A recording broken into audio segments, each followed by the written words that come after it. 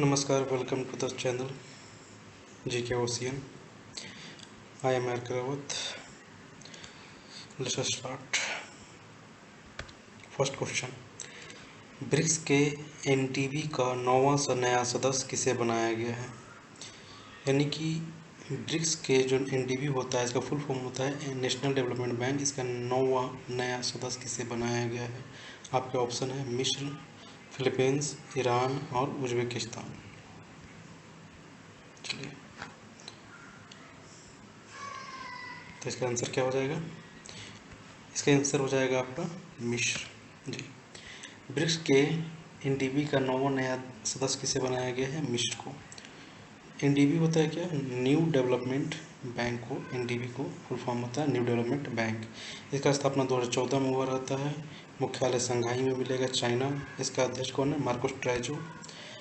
और एनडीबी में 9 सदस्य हैं। पहले 5 थे जो इसका संस्थापक देश है ब्रिक्स वो थे, और 3 देश सितंबर 2021 में जुड़े थे, Bangladesh, UAE and Uruguay.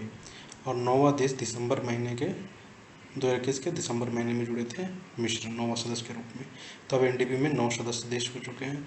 BRICS को अगर जानना है तो BRICS, इसके नाम का ही इसका देश का जो पहला अक्षर होता है उसी से इसका ग्रुप का नाम पड़ा है। जैसे B से ब्राज़ील है, R से रसिया, I से इंडिया, C से चाइना एंड S से साउथ अफ्रीका। तो 5 देश हैं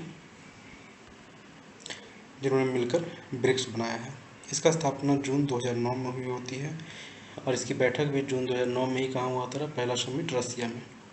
दूसरा होता है साउथ अफ्रीका में, 2010 ब्राज़ील में होता है दूसरी बैठक, जहाँ पे साउथ अफ्रीका इसमें शामिल होता है। हाल ही में 14वां बैठक 2022 में चाइना किया है। इसके नाम के अनुसार होता है, 13वां किया होगा इंडिया, 14वां चाइना और 15वां करेगा साउथ अफ्रीका। फिर शुरू से करेगा इस तरह से। तो नाम के अक्षर के अनुसार क्रम से चलते हैं।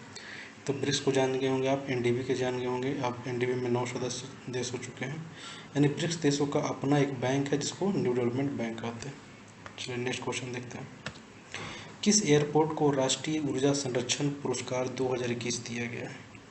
आपके ऑप्शन है Kochi international airport, Hyderabad international airport, Chennai international airport and Delhi international airport. आपका आंसर क्या हो जाएगा? Hyderabad international airport. तो किस एयरपोर्ट को राष्ट्रीय ऊर्जा संरक्षण पुरस्कार दिया गया है? हैदराबाद इंटरनेशनल एयरपोर्ट को। राष्ट्रीय ऊर्जा संरक्षण दिवस 14 दिसंबर के दिन ये पुरस्कार दिया जाता है। ये भी इम्पोर्टेंट हो जाता है कि राष्ट्रीय ऊर्जा संरक्षण दिवस कब मनाते हैं? 14 दिसंबर को। ये दिया जाता है विद्युत एवं ऊर्जा मंत्री द्वारा, जो भी RK सिंह हैं। पर्यावरण संरक्षण अधिनियम 2001 के तहत ये पुरस्कार और ये दिवस मनाया जाता है और ये पुरस्कार आवंटित किया जाता है। अगर किस एयरपोर्ट को ये पुरस्कार दिया गया है तो हैदराबाद एयरपोर्ट। किस कंपनी को दिया गया है? वोल्टेज। और किस राज्य को? तो पंजाब राज्य को राष्ट्रीय ऊर्जा संरक्षण पुरस्कार दिया गया है। जबकि एयरपोर्ट हैदराबाद एयरपोर्ट ये अभी हाल ही में ग्रुप D एग्जाम में पूछा भी गया है जी। तो कई सेक्टर में अलग अलग क्षेत्र में राष्ट्रीय ऊर्जा संरक्षण पुरस्कार दिया जाता है। नेक्स्ट क्वेश्चन देखते हैं। ACC अंडर-19 एशिया कप का खिताब किस देश ने जीता है? अंडर-19 एशिया कप का खिताब किस देश ने जीता है? आपके ऑप्शन हो जाते हैं श्रीलंका है, बांग्लादेश है, भारत और पाकिस्तान। आंसर दीजिए। इसका आंसर क्या हो जाएगा? भारत। अंडर-19 एशिया कप का खिताब किस देश ने जीता है? भारत ने श्रीलंका को हराकर। ये 8वीं बार है जब भारत ने श्रीलंका को, मतलब 8वीं बार है जब भारत ने ये कप जीता है, अंडर-19 एशिया कप। इस बार श्रीलंका को हरा कर जीता है अंडर-19 एशिया कप 2022। ये अंडर-19 एशिया कप कहाँ हो रहा था? तो यूएई में। ACC कौन है? एशियन क्रिकेट काउंसिल, जिसके अध्यक्ष हैं जय शाह। और ACC एशियन क्रिकेट काउंसिल का मुख्यालय कहाँ मिलेगा? श्रीलंका के कोलंबो में। तो इंपॉर्टेंट ये याद रखना है कि अंडर-19 एशिया कप का आयोजन कहाँ हुआ था? यूएई में। इसका जीता किस देश ने? भारत। और कप किसको हरा करके? श्रीलंका को हरा करके जीता है ये कप। नेक्स्ट क्वेश्चन देखते हैं। साबरा कुड्डू जल विद्युत परियोजना, जी हाँ, साबरा कुड्डू जल विद्युत परियोजना का उद्घाटन PM मोदी ने कहाँ किया है? ये हाल ही चर्चा में रहा है। साबरा कुड्डू जल विद्युत परियोजना किस राज्य में किया है? उत्तराखंड, हिमाचल प्रदेश, असम एंड कर्नाटक। बताइएगा। तो इसका आंसर हो जाएगा हिमाचल प्रदेश। साबरा कुड्डू जल विद्युत परियोजना का उद्घाटन प्रधानमंत्री मोदी ने हिमाचल प्रदेश में किया है। ये कहाँ है? तो पब्बर नदी पे। पब्बर नदी यमुना की सहायक नदी है जो शिमला के आसपास बहती है। ये देख रहे हैं, ये परियोजना है साबरकुंडलू जल विद्युत परियोजना। ये छोटी सी नदी है जिसको पब्बर नदी कहते हैं, आगे जाकर यमुना नदी में मिल जाती है। ये देखिए न्यूज़ भी आप देख रहे होंगे, साबरकुंडलू hydro electric power project. Next question, देश का पहला एलपीजी युक्त धुआं मुक्त कौन सा राज्य बना है? स्मोक फ्री और एलपीजी युक्त कौन सा राज्य बना है? उत्तराखंड, असम, हिमाचल प्रदेश, कर्नाटक। तो आपका आंसर क्या होगा? हिमाचल प्रदेश। देश का पहला एलपीजी युक्त धुआं मुक्त राज्य बन गया है हिमाचल प्रदेश। हिमाचल प्रदेश, एक्स्ट्रा फैक्ट में आप देखिए कि हिमाचल प्रदेश देश का पहला स्मोक फ्री राज्य बन गया है। उज्ज्वला, अच्छा ये एलपीजी युक्त मतलब क्या है? एलपीजी सिलेंडर जो मुफ्त में बांटे गए थे उज्ज्वला योजना कहता था, एक केंद्र का योजना था, और गृहिणी सुविधा योजना हिमाचल प्रदेश का राज्य की योजनाएं थी। तो उज्ज्वला योजना चलाई गई थी 1 मई 2016 को बलिया उत्तर प्रदेश से शुरू हुई थी। इसका उद्देश्य था निःशुल्क गैस कनेक्शन प्रदान करना बीपीएल महिलाओं को। आप यहाँ देख चुके हैं, Himachal Pradesh become first smoke free state in India. ये प्रसार भारती की न्यूज़ है। मोदी जी का एक ट्वीट है 1 मई 2016 को जब ये योजना शुरू हुई थी। कौन सा? प्रधानमंत्री उज्ज्वला योजना। क्यों? ये बलिया से शुरू हुई थी। ये स्कीम एलपीजी कनेक्शन देना है 5 करोड़ औरतों को जो बीपीएल परिवार से जुड़ी हुई हैं जी। नेक्स्ट क्वेश्चन है, बिहार विभूति सम्मान किसे दिया गया है? ये बिहार के एग्जाम में और बीपीएससी के एग्जाम में बहुत इंपॉर्टेंट है कि बिहार विभूति सम्मान किसे दिया गया है? रोहित कुमार, नीतीश कुमार, प्रशांत किशोर या विकास यादव को? तो चलिए इसका आंसर क्या हो जाएगा? रोहित कुमार। बिहार विभूति सम्मान दिया गया है रोहित कुमार, इमीडिएट रेंज का फाउंडर है। और ये हम आप देख रहे हैं मैप में, अधिक फिगर में, ये है रोहित कुमार, इन्हीं को दिया जा चुका है बिहार विभूति सम्मान। नेक्स्ट क्वेश्चन, भारत का पहले ओपन रॉक संग्रहालय कहाँ खोला गया?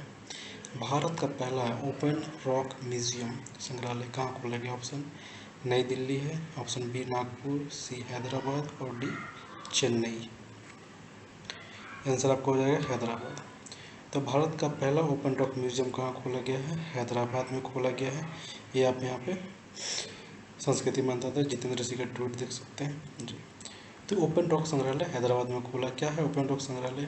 तो हमारे जो लगभग 3.5 बिलियन साल पहले से लेकर जो 55 मिलियन ईयर्स तक के बीच का जो दौर है, ये इतिहास है हमारा, जिसको रॉक स्टोन एज वगैरह वगैरह कहते हैं। तो उस समय जो पत्थर वगैरह मिले होते हैं, जीवाश्म वाले पत्थर, या उस पर जिस पत्थर का यूज़ किया है हड़प्पा सभ्यता में, अगर पत्थरों पर नक्काशी वगैरह कुछ भी ऐसा किया गया है, अगर उस पत्थर का इतिहास है अपना हमारे देश के साथ जुड़ा हुआ, तो उसे यहाँ रखा जाएगा इस म्यूज़ियम में प्रदर्शनी के तौर पे।